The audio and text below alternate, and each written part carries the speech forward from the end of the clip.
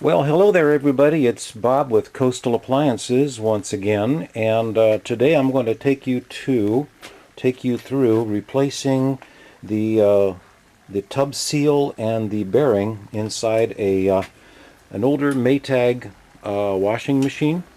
This isn't the old style that actually has the very simple system inside her. It's one of the most simple machines. They're extremely reliable. I tell my customers, if you've got one of these old machines, hang on to them because they're really pretty darn good machines. However, every now and then something happens, and this one's got a bound up bearing inside, so we're going to take you through this. It's a pretty big job and takes a couple of hours to get through it, but I've done it enough times so that we know exactly what to do. So let's get into this thing. Okay, so the first thing that we've got to do, the first step, is to remove the agitator. There's a little screw that's down here somewhere. You loosen that screw and it allows the entire agitator to just come straight up and out. And down here is the lock nut. This is the lock nut, and you can see it's all crudded up with all sorts of crud and stuff. There's a special extraction tool that's used to get this lock nut free. However, it's been my experience that in most cases it's not going to work. It's so crudded up right now that the only solution to this is to cut the lock nut apart with a cutoff wheel, break it apart, and then change out the lock nut. It seems to happen like that every single time. So let's get started on that. Okay, so anyway, the lock ring that I'm in the process of getting out is this. This is actually the new lock ring that we're going to be installing, but the existing old one is so completely crudded up with dried soap and stuff that it's impossible to extract. So what you have to do is you take out your Dremel tool with a cutoff wheel, and you just kind of take that wheel and you just start cutting into the edge. What you're doing is just trying to split the ring open, splitting the ring open so that you can get a little bit of force inside there. Once it's split wide enough, you just take a screwdriver inside here and you see what happens, how I'm able to now spread the ring apart. So that's how you get these seized up rings off. Okay, so I've got the ring split, broken off, and you can see this is what we had to do. We basically just took a cutoff wheel and we just ground right into the edge so that we could split the ring open and break it off. At this point, the rest of the job is fairly straightforward and simple, at least for the time being. I'll show you what I mean as we progress along.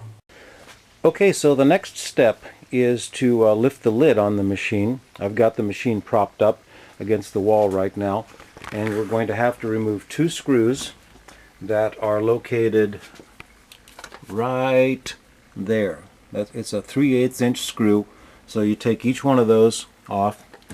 We're going to pull that the bleach dispenser tube, that can come off, and once that's done we'll be able to lift up the lid just like the hood of your car.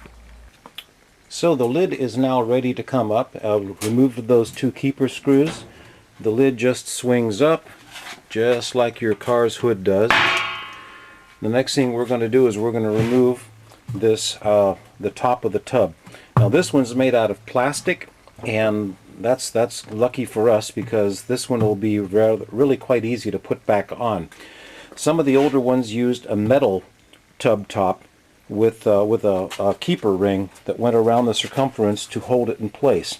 The screws on that keeper ring were notorious for rusting, and also you had to fiddle around with the adjustment so that the top of the tub was not too far down or too far up. If it was too far down, it would rub against the spinning basket. If it was too far up, it would rub against the frame of the machine. So anyway, we got a break on this one. Okay, the top is now off. The top comes off with just a couple of snaps. You just pry the snaps around and it just pops right off. And at this point now the basket is ready to come on out. As you can see, it's just kind of rotating around. It's loose and free.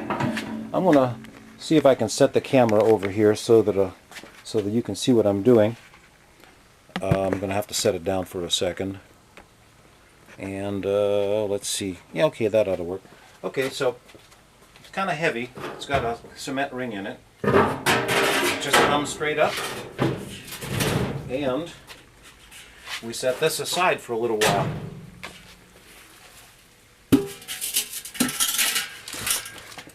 Great. Okay, so now what we're going to be doing is this is the oh heck, I forgot what the heck they call this part, but this is the conical seat that the basket rests on, and this has to come up.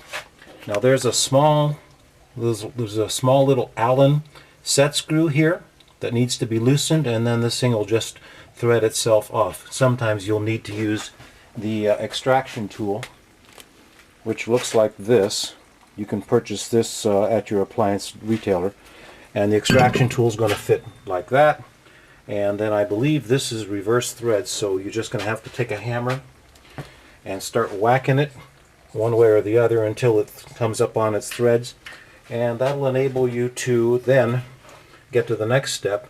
After we get that out, we're going to be removing these 3 bolts, one here, and one here. You'll need a socket and a wrench, and once that's done, the whole tub is going to come on out, and then we can start to change out the stuck bearing.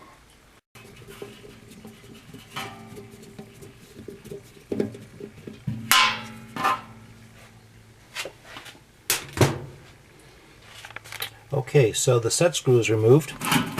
Now we're going to put the extraction tool on here, and honestly I don't remember which way the threads are on this thing, but we're going to soon find out. Okay, so the threads on this are reverse threads, and what you do is put the tool on here and then you just start whacking it here. I've already loosened it, so it doesn't come off as easily as just like that. It's already been loosened. And what we're just going to spin this thing up, remove it, and that what you see there is one half of the seal. This is the boot seal, and this is it's a carbon ring, and about here on the mating side is a ceramic ring. And these two together form a watertight seal. So anyway, this is the part that's going to be changed. This is going to get changed, and the bearing that's down inside of there is also going to get changed out. Alright, so we're almost ready to get this tub removed. About the only thing that's holding it in place now are going to be these 3 screws in the tub. There we go. So you can see there's going to be tub screw number 1, 2, and 3. It's a half-inch socket. You're going to need a half-inch socket, and you're going to need a half-inch wrench. I find that the socket works best on the outside and the wrench is on the inside. You can remove all of those 3 screws. At that point, the tub will come out. Well, the three tub bolts have been removed, and we're going to pick them up and get them set aside. Each one of these bolts has got a little rubber washer on it. That little rubber washer is vitally important. Be sure that you do not lose that rubber washer. In some instances, whenever you're replacing with the boot seal or the bearing kit, they'll give you new washers. I actually expect that I probably will see some new washers in the kit. And the tub is almost ready to come out, except for just one more thing. And down here, this is the pressure tube receptacle. So there's a little spring clamp that's holding this in place. You remove that spring clamp, this comes loose from the tub, and we just lift the whole sucker out. Now I've got the tub taken out. There's the tub upside down, and the transmission has been taken out from underneath the tub. And here is the transmission. And the reason why this machine was unable to spin is because this bearing is seized up. Let me see if I can get some light on this. Okay, so this is the bearing sleeve, and it's really in bad shape. So this is it's so badly seized actually right now that ordinarily this is the tub seal and the inner outer sleeve bearing. Ordinarily this would slide off because the main bearing is what's the problem. This is so tight that I'm going to have to take my Dremel tool once again and I'm going to have to split this bearing in two and pry it apart. That's the only way that I can get this out. This is one of the worst situations that I've seen, so it's going to require a little more effort to get this one done. It's going to take a little bit more time. Alright, so the Dremel tool has done its work. It's split this ring apart. Take a screwdriver inside here, pry it apart, and now this thing slides right off. This is actually the main bearing. This is a piece of centered copper. Looks like we're probably going to have to cut this one apart too, and then that'll get us down to the actual bearing shaft on the transmission, and it's a real mess. So we're going to have to polish this up with sandpaper because there's probably a lot of pitting on this. So we've got to get this cleaned up before we put the new bearing sleeves in place. Once again, same thing here. Split this out, split this bearing apart. You notice that I have a rag covering the sensitive parts of the transmission. You don't want any shavings or filings to get onto the bearing. So we spread that apart, and let's see if we can work this thing off now. Should come off. I'll set the camera down for just a second here. Let's see about that. Should come right off. There you go. There we go. Okay, so we're just about ready to start putting this thing all back together again. The new sleeve is on the transmission. This is the sleeve that comes supplied with the kit. So we put that on, put a little bit of grease on the shaft here to help it slide in, give it a little bit of assembly grease. We changed out the main bearing stem, the main seal. That is, here's the old one. We had to cut this apart. We had to use a cutoff wheel to split the sleeve on this because it wouldn't come off on its own. So we cut that, and so we're ready to put this thing back together again. So let's start in.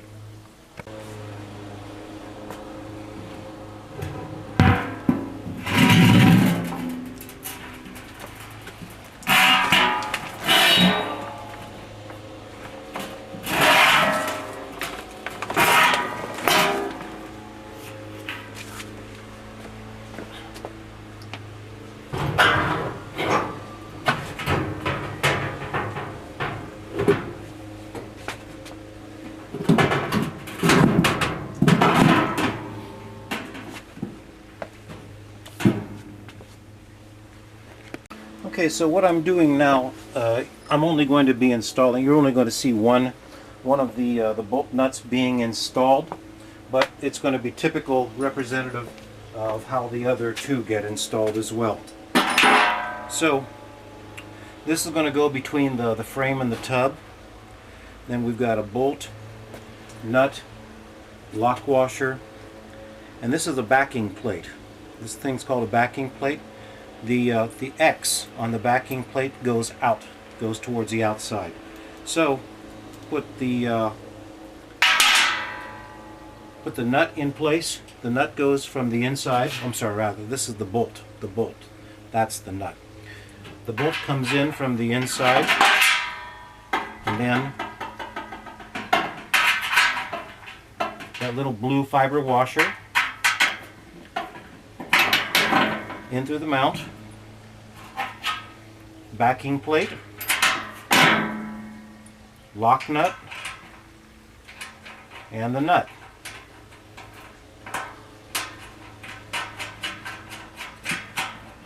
And so we're going to do this 2 more times. Have the tub resecured.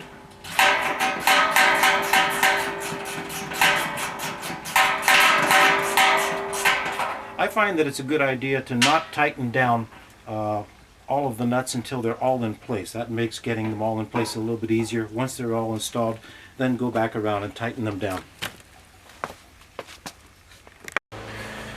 Alrighty, the tub mounting bolts are in place. These 3 bolts that I was pointing out earlier. And just wanted to give you a note. One of the things that you want to make sure whenever you're tightening these bolts in place, do not turn the bolt itself, because there's a rubber seal underneath there, and if you turn that rubber seal, you're probably going to squash and destroy that rubber seal, and that's where water will start leaking. So whenever you tighten the bolt down, hold the bolt stationary while you spin down and tighten the nut on the outside. Be sure that you do it like that. And then remember, you also need to reconnect the pressure tube down there, and you also need to reconnect your drain hose right down there. And then momentarily we're also going to install the tub seal. That's going to go right down like this. But before we do that, we want to get all of the dried soap and scum and crud off of the bottom here, so that it's going to give us a good seal. So use that, either scrape it off or use a wire brush or something, but one way or the other you need to get that stuff off before you drop this seal in place. So I've got it cleaned up down there and put a little bit of grease around the perimeter, a little bit of grease on the inner side here so that it'll slide together nicely. Something I want you to make sure you note, this there's a ring, this ring that have my finger on here right now, that's a carbon ring. It's that's what actually seals the tub and keeps the water inside. It's really quite brittle, so don't manhandle this thing too much. Just get it in place and gently put it in place, but try your very best. You don't want to break that ring. You break that ring and you're going to leak like crazy.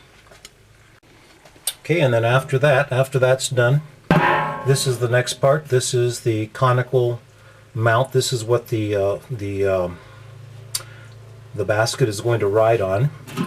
It also has a mating surface. That circular part inside there, that is also a seal. It's a little bit more protected, but once again, it's brittle and it's delicate, so you want to be quite sure that you do not damage that either. And it just drops in place, and let's see, it threads down. I always forget which way these things thread on. But anyway, we're going to thread this on, and once it's in place, we're going to use this set screw to tighten it so that it won't rotate any longer. That feels real nice. This thing is going to spin beautifully. Alright, so let's tighten down this screw. It's this screw actually uses, I think it's a number 15 or a 20 Torx tip. That's what you use to tighten it down. It's got a point on it, and the point just drives itself into the side of the transmission body, kind of locks it in place. And you don't want to over tighten it, you just want it good and tight, but don't smoke it down. Everything's back in place so far. Okay, so we've got the conical mount, that's in place, that's been secured down.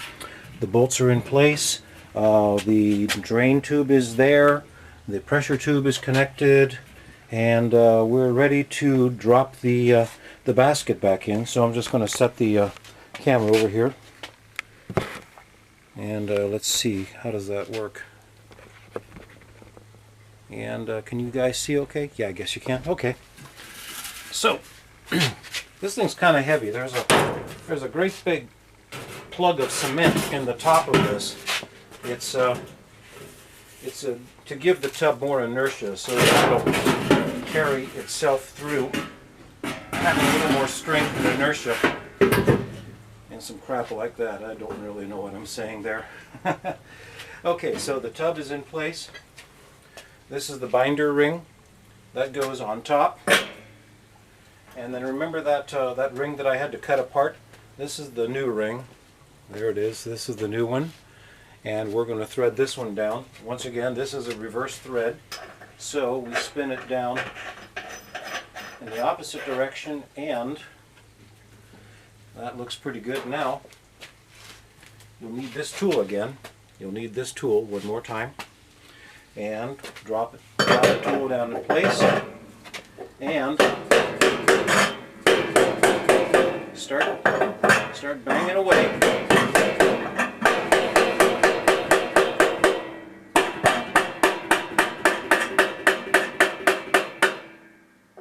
Okay, and how does that look? Okay, the tub looks like it's pretty well centered. Okay, and we'll do that one more time just to cinch it down.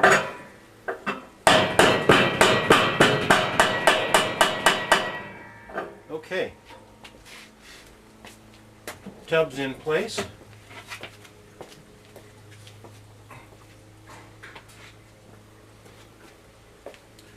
Now the tub cover. Okay, you guys see that? See that? Okay. This little flat part back here. You see that flat piece? It's right there. That goes in the back.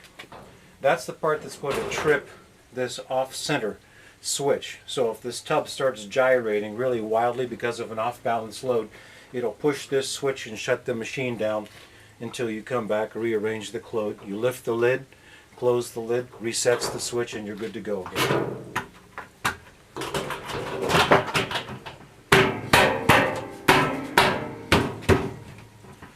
Okay, that looks good. Agitator is next.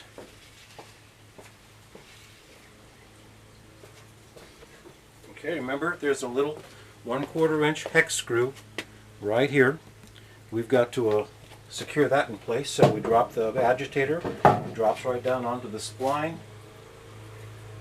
And get out my handy dandy. Where's my tool at? Looking for it. Oh, there it is. Okay. And we just tighten that in place.